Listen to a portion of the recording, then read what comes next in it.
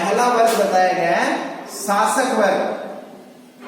जैसे आप क्या कह सकते हो, शासक को अभिभावक, अभिभावक वर्ग समाज में होता ही है, राज्य में होता ही है, अभिभावक वर्ग होता ही है। शासक या अभिभावक वर्ग के नाम से ये जाना जाता है। अब शासक या अभिभावक वर्ग जिसमें क्या बताया गया, जिसमें बुद्धि का अंश सर्वाधिक पाया जाता है। अब शासक या अभिभावक वर्ग में अधिक क्या होगी,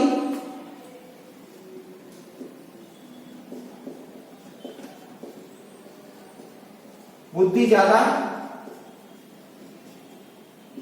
क्या होती है इस वर्ग के अंदर, शासक या अभिभावक वर्ग के अंदर बुद्धि का अंश सबसे ज्यादा पाया जाता है। ठीक है, और बुद्धि का अंश सर्वाधिक पाया जाता है। और दूसरा वर्ग होता है सैनिक वर्ग। दूसरा वर्ग कौन सा बताया गया है, सैनिक वर्ग। अब सैनिक वर्ग के अंदर जो है क्या पाया जा सकता है, इसके अंदर कौन से तत्व की सबसे ज्यादा संभावना हो सकती है। सैनिक मतलब क्या हो सकता है, ताकतवर व्यक्ति। नाम से स्पष्ट है सैनिक कौन है भाई, कि ये ताकतवर व्यक्ति है, उसे क्या बनाया जाएगा, सैनिक बनाया जाएगा। तो इसमें शौर्य, इसमें बल क्या हो गया, शौर्य या बल की अत्यधिकता इसके अंदर पाई जाती है। सबसे ज्यादा किसकी संभावना ज्यादा रहती है इसके अंदर, बल सबसे ज्यादा पाया जाता है। और तीसरा जो वर्ग है, यानी हमने दो वर्गों का अध्ययन किया, शासक या अभिभावक वर्ग में बुद्धि का अंश सबसे ज्यादा हो सकता है। ठीक है, सैनिक वर्ग जिसमें शौर्य, पराक्रम, ताकत जिसे कहते हैं बल, ये सबसे ज्यादा इसके अंदर पाया जाता है। और इसे रक्षक वर्ग, जिसमें इसे क्या कह सकते हैं हम, रक्षक वर्ग भी कह सकते हैं। ये कौन सा हो गया, रक्षक वर्ग। सैनिक वर्ग कौन सा हो गया, सैनिक वर्ग के नाम से जो जाना गया है। इसमें शौर्य और बल, ठीक है, ये सबसे ज्यादा इस अंश का सबसे ज्यादा, इस वर्ग के अंदर इस अंश का सबसे ज्यादा पाया जाना, और ये रक्षक वर्ग के नाम से भी जाना जाता है। ठीक है, और तीसरा जो तत्व बताया गया है वो है उत्पादक या सहायक वर्ग। तीसरा क्या है, उत्पादक, उत्पादक या सहायक वर्ग के नाम से जाना जाता है। अब उत्पादक और सहायक वर्ग क्या है,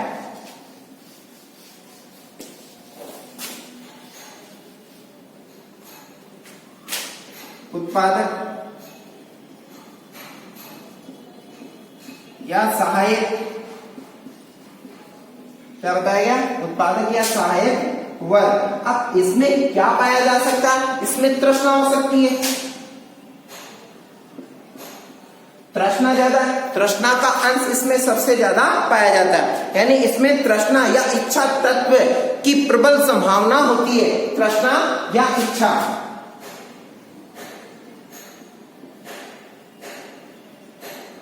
तत्व की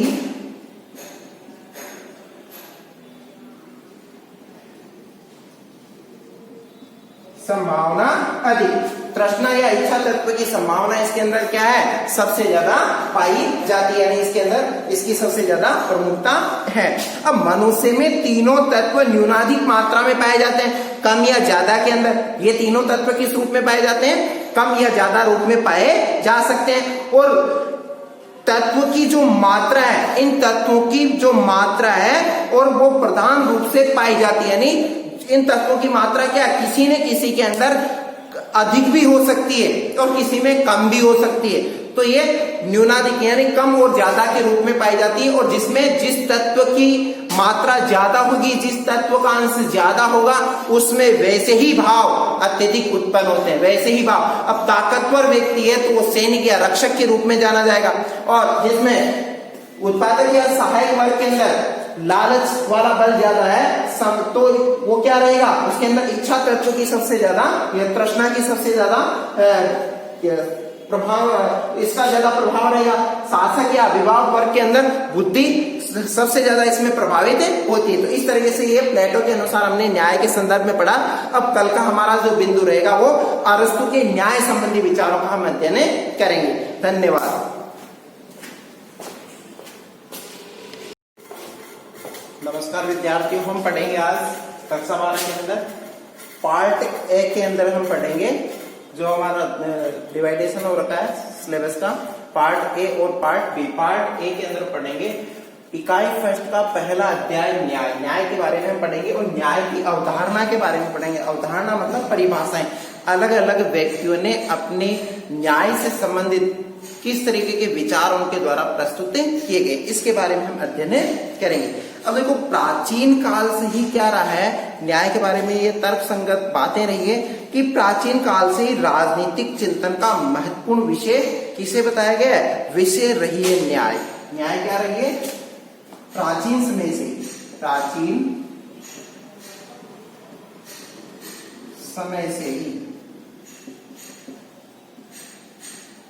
महत्वपूर्ण विषय न्याय। न्याय के बारे में क्या बताया गया, प्राचीन समय से ही महत्वपूर्ण विषय के रूप में किसे स्वीकार किया गया, न्याय को स्वीकार किया गया। न्याय के बारे में प्राचीन समय से एक चीज बताई गई है कि व्यक्ति के गुणों को देखा जाता था।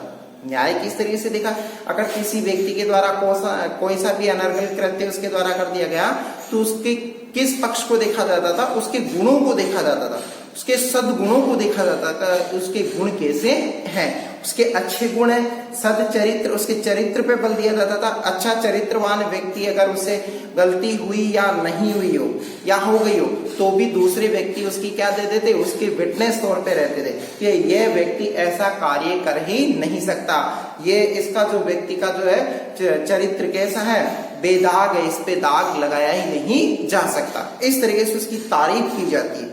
तो उस व्यक्ति के खिलाफ अगर निर्णय लेना हो तो राजा भी सोचता था कि ये व्यक्ति ऐसा कृत्य कर ही नहीं सकता है, ये तो इस पे क्या लगाया जा सकता है, छल के द्वारा लांछन लगाया गया हो। तो इस तरीके से न्याय करने के लिए प्राचीन समय के अंदर जो महत्वपूर्ण विषय रहा है न्याय का जो महत्वपूर्ण विषय रहा है, उस विषय के अंदर ये चीज बताई गई है कि सद चरित्र मनुष्यों को गुणों पर विचार किया जाता था। यानी सद चरित्र जो मनुष्य है, सद चरित्र मनुष्य के गुणों पर विचार,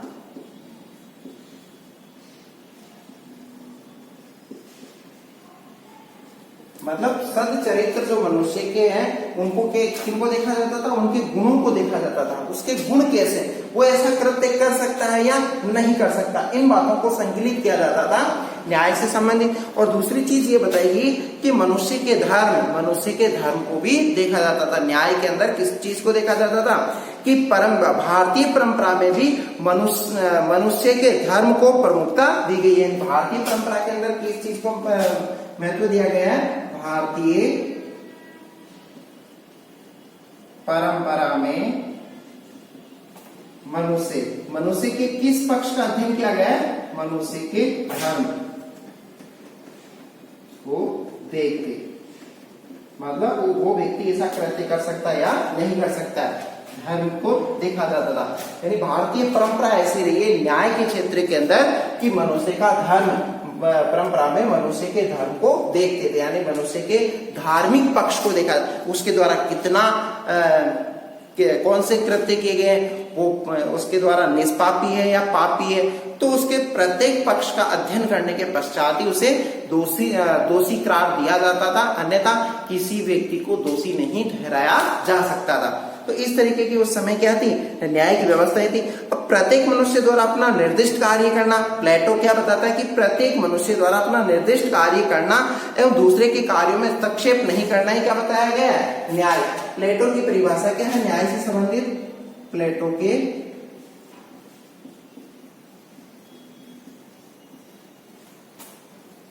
न्याय के विचार। अब प्लेटो के जो है न्याय के विचार क्या है कि प्रत्येक मनुष्य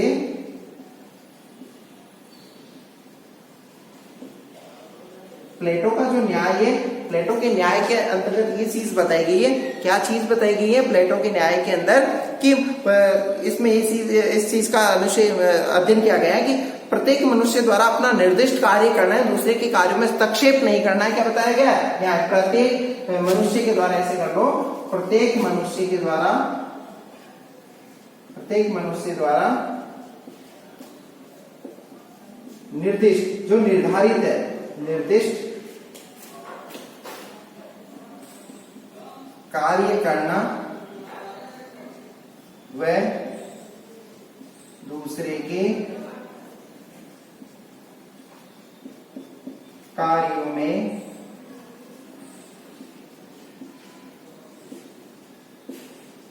हस्तक्षेप न करना।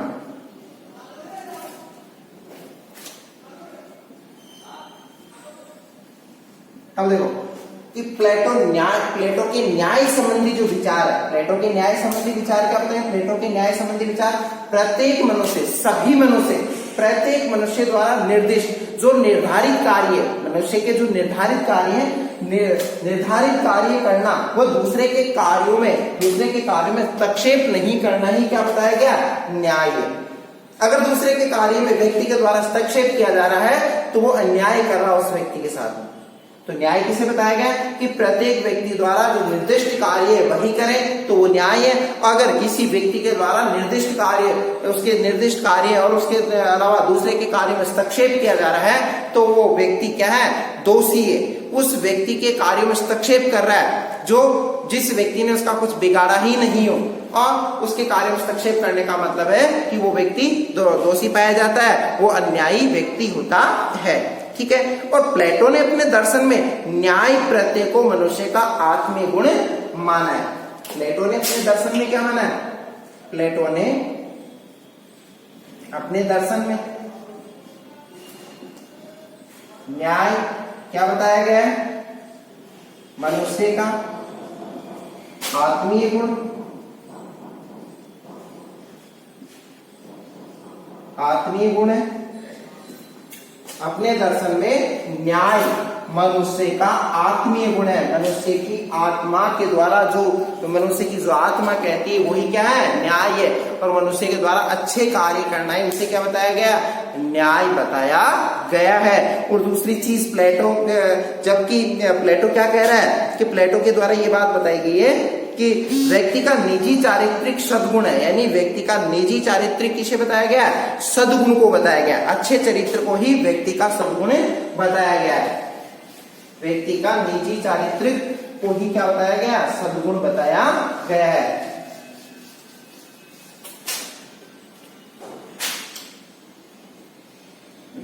व्यक्ति का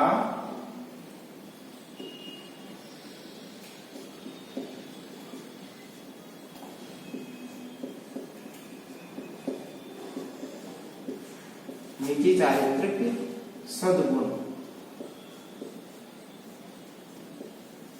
क्या है? व्यक्ति का निजी चारित्रिक मतलब जो व्यक्ति है उसका जो पर्सनल, यानी इसका जो पर्सनल है वो क्या बताया गया है? निजी चारित्रिक को ही सद्गुण बताया गया। जो व्यक्ति अपने मन से यानी आत्मा से क्या होना चाहिए? पवित्र होना चाहिए, वही उसका सद्गुण है। वही उसके क्या बताया गया? अच्छे विचार बताया गया। सद्गुण से मतलब क्या होता है? अच्छे विचार, अच्छे गुणवान वाला व्यक्ति बताया गया है। और दूसरी चीज कि जो है न्याय राजनीतिक समाज का वांछनीय गुण माना गया है। न्याय क्या बताया गया? न्याय राजनीतिक समाज का वांछनीय गुण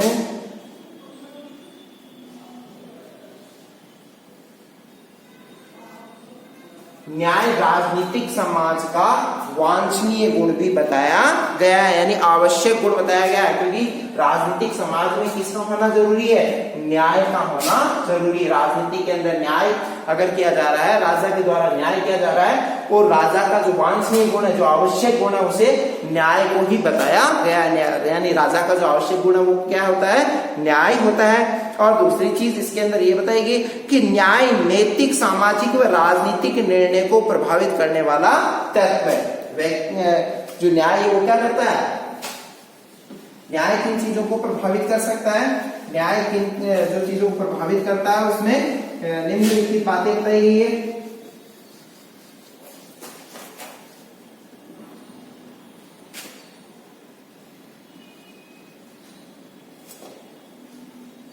न्याय व्यक्ति के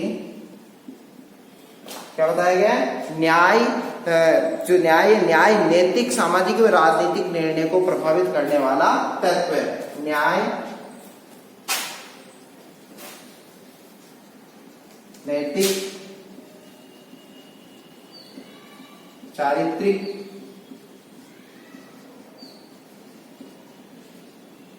न्याय नैतिक, चारित्रिक और भी इसके अंदर सम्मिलित है, जिसमें बताया गया है सामाजिक व राजनीतिक निर्णयों को, सामाजिक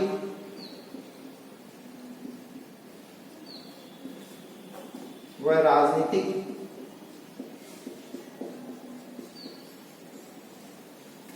निर्णय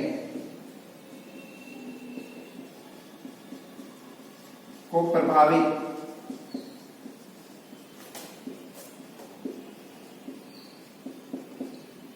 करने वाला तत्व है। क्या बताया गया है प्लेटो के द्वारा? न्याय नैतिक, चारित्रिक, सामाजिक व राजनीतिक निर्णय, जो सामाजिक रूप से, जो राजनीतिक रूप से, जो नैतिक रूप से जो निर्णय लिए गए, उन निर्णयों को प्रभावित कौन कर सकता है? प्रभावित करने वाला तत्व कौन सा है? न्याय। इन तत्वों को किसके द्वारा प्रभावित होने का भय रहता है? न्याय के द्वारा। न्याय से ये तत्व क्या हो सकते हैं? प्रभावित हो सकते हैं। ठीक है। और इन निर्णयों के माध्यम से क्या बताया गया है कि मध्यकालीन जो ईसाई विचारक है ऑगस्टाइन, मध्यकालीन जो विचारक रहा है ऑगस्टाइन, सेंट ऑगस्टाइन व एक्विनास ने न्याय को अपने ढंग से अलग ही रूप से क्या है उनकी व्याख्या की है। जो मध्यकाल का जो विचारक रहा है, कौन कौन से रहे हैं? सेंट ऑगस्टाइन और एक्विनास, ये दोनों ही जो विचारक हुए हैं, इन दोनों ही विचारकों ने न्याय की अपने ही ढंग से अलग तरीके से इन्होंने परिभाषित किया गया, यानी प्लेटो के लिंक से हटके अपनी बात कही है। और इसके अलावा हॉब्स, रूसो और मार्क्स, कांट और मिल इत्यादि विचारकों ने अपने अपने ढंग से, अपने अपने चिंतन के द्वारा न्याय को प्रमुख स्थान प्रदान किया, यानी न्याय को प्रमुखता दी है। और समकालीन जो विचारकों में जॉन रॉल्स ने न्याय को नवीन स्वरूप में प्रस्तुत किया है, यानी जॉन रॉल्स ने जो न्याय का जो विचार प्रस्तुत किया है, उनके द्वारा एक अलग ही विचार प्रस्तुत किया गया। अब पढ़ेंगे हम प्लेटो का न्याय संबंधी विचार, यानी प्लेटो के जो न्याय से संबंधित विचार है वो कौन कौन से हैं।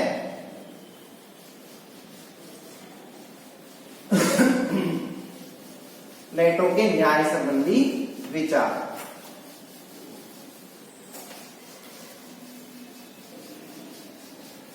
क्या कहता है न्याय के बारे में प्लेटो?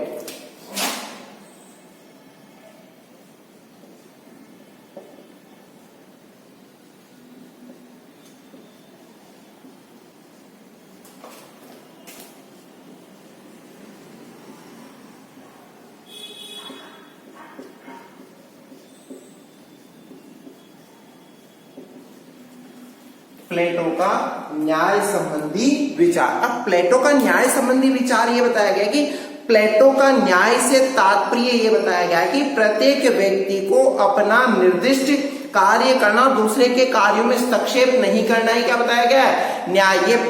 इसकी परिभाषा मैंने पहले भी बताई थी कि प्लेटो न्याय के संदर्भ में क्या कहता है। प्लेटो का जो निजी राय है वो बताया है कि प्रत्येक मनुष्य को अपना निर्दिष्ट कार्य करना और दूसरे के कार्यों में हस्तक्षेप नहीं करना ही क्या बताया गया है? न्याय बताया गया। न्याय के मामले के अंदर ये महत्वपूर्ण परिभाषा है और न्याय में वह सब शामिल है। अब अरस्तु इसके विपरीत बताता है, यानी अरस्तु न्याय के बारे में क्या कहता है? अरस्तु के विचार मतलब प्लेटो के विचार हो गए। प्लेटो का न्याय संबंधी विचार जो कि दूसरे के कार्यों में हस्तक्षेप नहीं करना, प्रत्येक व्यक्ति द्वारा निर्दिष्ट कार्य ही करना और दूसरे के कार्यों में हस्तक्षेप नहीं करना, ये क्या बताया गया? न्याय बताया गया है। और अरस्तु के द्वारा क्या बताया गया न्याय के बारे में कि न्याय में वह सब शामिल है। न्याय में क्या सब शामिल है? वह सब शामिल है जो उचित एवं विधिक है। न्याय में वह सब शामिल है अरस्तु के अनुसार। अरस्तु अनुसार न्याय में वह सब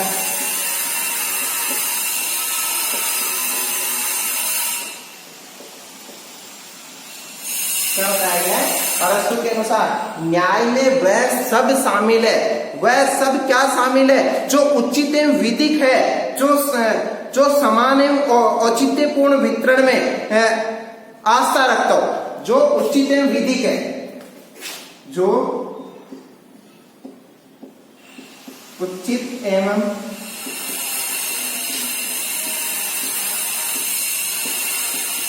उचित एवं क्या बताया गया, जो विधिक है। न्याय में वह सब शामिल है जो उचित एवं विधिक है, जो क्या बताया गया, न्याय में वह सब शामिल है जो उचित एवं विधिक है, जो समान एवं औचित्यपूर्ण वितरण है, जो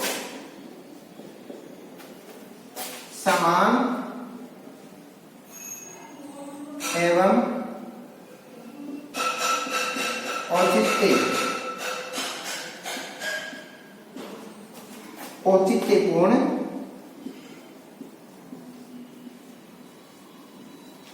औचित्यपूर्ण वितरण है, यानी औचित्यपूर्ण वितरण में आस्था रखता, औचित्यपूर्ण वितरण में आस्था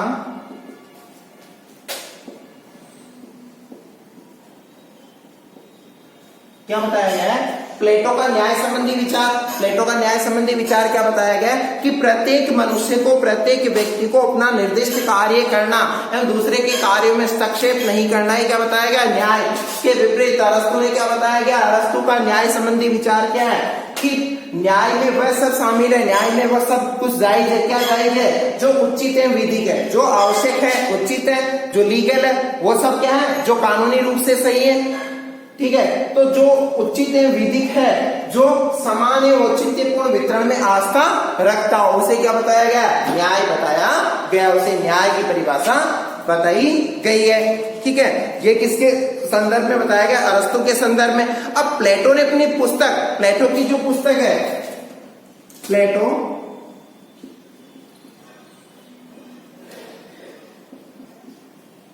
की रचना, अब प्लेटो की जो रचना है वो कौन सी है,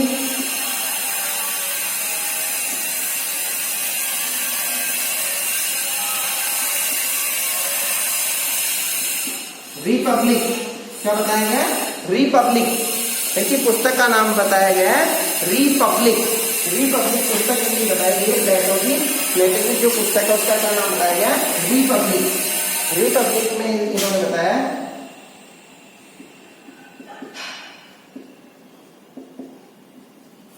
किसकी पुस्तक है, रिपब्लिक, प्लेटो की रचना रिपब्लिक। रिपब्लिक में न्याय को समझने के लिए पुस्तक, अलग अलग पुस्तकों का अध्ययन करना होगा, तभी क्या समझ में आएगा, न्याय समझ में आएगा। और इसको समझने के लिए इसकी जो पृथक करने की जो चेष्टा की गई है न्याय के संदर्भ में प्लेटो के द्वारा, तो वो सब कुछ उसके माध्यम से, लेकिन अपने जो 12th क्लास का जो सिलेबस है केवल न्याय की डेफिनेशन इसमें प्लेटो के द्वारा दी गई है, और इसकी रचना का ध्यान हमें रखना है, इसकी परिभाषा और रचना का ध्यान रखना है। अब देखो प्लेटो ने जो न्याय के दो रूप मानता, प्लेटो न्याय के दो रूप मानता है, क्या बताया गया है, प्लेटो न्याय के दो रूप। अब न्याय के दो रूप कौन से हैं प्लेटो के अनुसार, एक व्यक्तिगत न्याय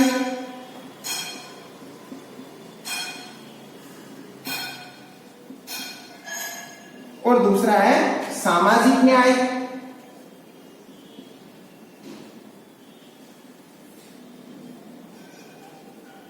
न्याय के कितने रूप बताए गए प्लेटो के द्वारा, एक व्यक्तिगत न्याय और दूसरा कौन सा बताया गया है, दूसरा सामाजिक न्याय बताया गया है प्लेटो के अनुसार। अब इनका अलग अलग रूप में इनका हम अध्ययन करेंगे। अब व्यक्तिगत न्याय और दूसरा सामाजिक न्याय जो है प्लेटो की मान्यता थी। प्लेटो इस तरीके से मानता था न्याय के संदर्भ में कि मानवीय आत्मा में तीन तत्व पाए जाते हैं। क्या बताया प्लेटो ने, मानवीय आत्मा में तीन तत्व,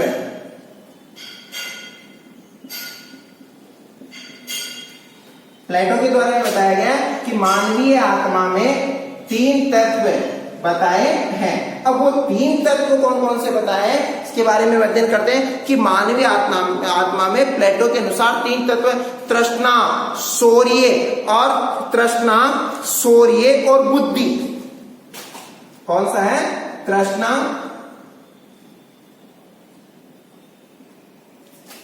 शौर्य और बुद्धि। प्लेटो के अनुसार मानवीय आत्मा के 3 तत्व है, तृष्णा, शौर्य और बुद्धि। ये 3 तत्व बताए गए प्लेटो के अनुसार। और मानवीय आत्मा में 3 तत्व बताए गए। कहां बताए गए? मानवीय आत्मा के। मानवीय आत्मा के प्रश्न पूछ ले कि प्लेटो के अनुसार मानवीय आत्मा के कौन कौन से तत्व बताए गए, तो आपको क्या बताना है? तृष्णा, शौर्य और बुद्धि। ये 3 तत्व बताए गए हैं प्लेटो के अनुसार मानवीय आत्मा के। अब मानवीय आत्मा के 3 तत्व बताए गए हैं, तो उसने एक चीज भी क्लियर की, तीनों तत्वों की मात्रा के अनुसार ही वह राज्य और समाज में 3 वर्ग स्थापित करता है। तीनों तत्वों की मात्रा के अनुसार प्लेटो ने क्या बताया गया? तीनों तत्व के अनुसार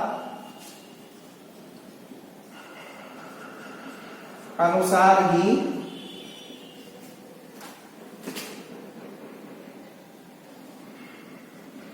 राज्य व समाज में 3 वर्ग स्थापित।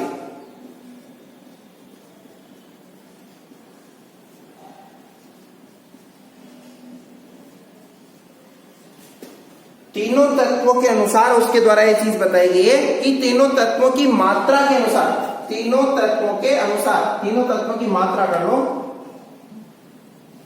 मात्रा के अनुसार ही राज्य व समाज कहां पे स्थापित करता है? राज्य और समाज में 3 वर्ग स्थापित करता है। राज्य और समाज में 3 वर्ग स्थापित करता है। अब 3 वर्ग यानी तीनों तत्वों के आधार पे, और तीनों तत्व है, तीनों तत्वों की क्या मात्रा। अब किसी में तृष्णा ज्यादा है, किसी में शौर्य ज्यादा, किसी में बुद्धि ज्यादा हो सकती। तीनों तत्व बहुत ही कम लोगों के अंदर तीनों तत्वों का समावेश होता है। बाकी तीनों तत्व अलग अलग है, और तीनों तत्व जो अलग बताए गए हैं, तो तीनों में किसी न किसी की न्यूनाधिकता हो सकती है। कोई न कोई तत्व क्या हो सकता है? कम हो सकता है, कम या ज्यादा हो सकता है। और इसी के अनुसार क्या स्थापित किया इसने? समाज और राज्य के अंदर वर्ग की स्थापना की है। किसकी स्थापना की है? वर्ग की स्थापना की है। समाज में 3 तत्वों के अनुसार, तृष्णा, शौर्य, बुद्धि के अनुसार 3 वर्ग की स्थापना की है, स्थापित करता है। पहला शासक या अभिभावक वर्ग। अब वो तीनों वर्ग कौन कौन से हैं?